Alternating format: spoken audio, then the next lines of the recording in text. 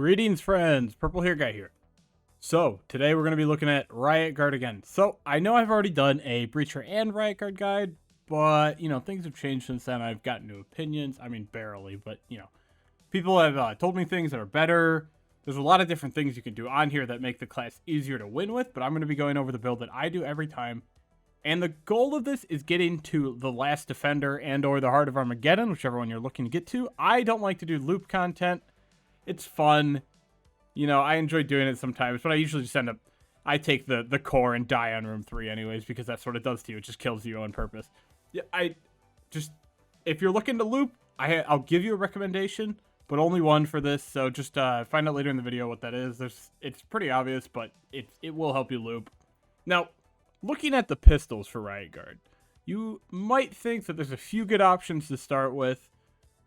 Riot Guard has a good starting weapon, but it suffers in the ammo department. But there's one catch about Riot Guard, and it's that you drop your starting pistol. It's the only class in the game that can get rid of the starting pistol. The Heavy Gunner keeps their starting pistol, but they have an extra weapon slot. However, the Riot Guard just drops it. So it's like having an extra weapon spot. You just don't get to keep it. Now, with the Riot Guard, you should always take the 57 Fusion Classic.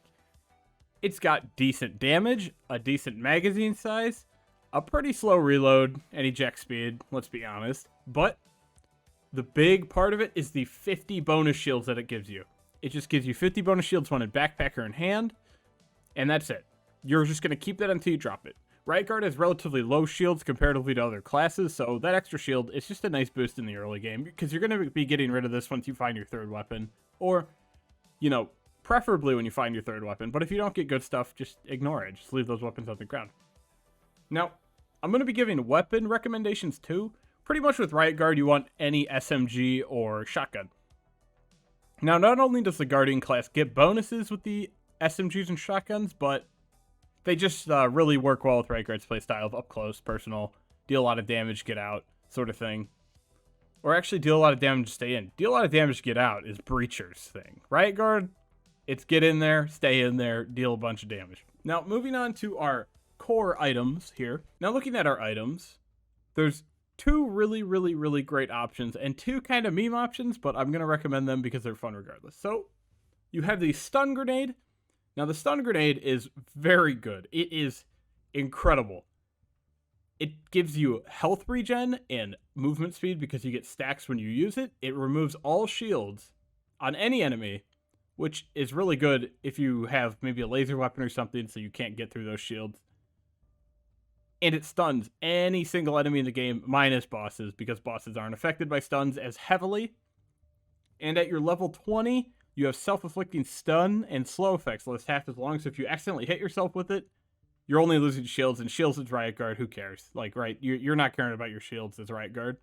Okay, and for our second item, we're going to be looking at the RV Rebuke System. Now, gotten some hate in the comments going, oh, why do you love the RV Rebuke System so much? It's because it's awesome. If you're playing Riot Guard and not planning on getting shot at, you're dumb. Getting shot at is what makes this class enjoyable. The more you get shot at, the faster you are, the more health regen you have, the more you go zoom zoom with your shield out and bash people's skulls in. Nothing more fun than that. And the RV Rebuke System gives that too. You get, barely any damage reduction from it, but guess what? Enemies are going to get stunned, and they're going to take damage when they shoot you. And now this transitions really well into our modules, because there's one module that you should always take. And we're going to be looking at Wicked for that one. Now, what Wicked does is it has a chance to briefly slow an attacker and deal return damage when they shoot you. And that's only on health damage, so shields don't count for this one. But remember, Riot Guard has less shields than other classes, so you're going to be getting shot in your health bar anyways. And remember, you want to get shot as Riot Guard just because that's the fun way to do it. Maybe if you're going for loop content, you're not going to want to get hit because the game's going to get significantly harder in the loops. I still like to get shot at when I'm looping, although I don't loop often. But it's just the best strategy is getting shot at as Riot Guard. That's just my general recommendation, is to be shot at. That might sound silly, but that's why this class is the way it is because you're supposed to be shot at. Now, for our second module, we'll be looking for pretty much anything that's going to help you keep alive. There's a few options you could go for. There's some that I really like, and some that I would say you could take if you don't like the ones I'm going to recommend. We have iframe. which if you take damage over 100, grants total damage immunity, and you have a chance of getting plating. Now, this plating is not such a big deal, but the damage immunity is really good if you run in at a bad time, take so much damage, and you're like, oh crap, I gotta get out, but you don't have the chance. This gives you that help that you might need to survive. Another one would be Into Battle. It makes you deal 15% more damage and take equally less, and it has a shield regen effect too, but the shield regen effect is not a big deal. It's more about the damage and damage reduction, because your shield bash deals damage based on your weapon damage, so if you deal more damage, you're going to deal more damage with your shield bash. Next, we have Weapon Mastery. It's a very strong perk, has good synergy with shotguns and SMGs.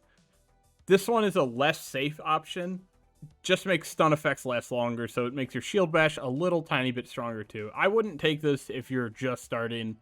It's more of a, you're better at the game and you can survive more effectively, but it's still a great choice. Now, next up, we have Stimulants. This one might seem a little counterproductive because it gives you weapon lifesteal when below % health, but you deal decreased damage. Now, the decreased damage is 10%. It's not that big of a deal. The weapon lifesteal feels really, really good if you're ever in those low on health scenarios and you have a shotgun. You just throw a shotgun shot into like a crowd of enemies and you get however much health back. It always feels great. This one's just a really good survival tool. And then finally, if you really, really like armor, you should run scrap plating. Now, I don't really care for armor that much. I feel like I never realized it as Riot Guard because I'm always getting shot like 50 times during a level.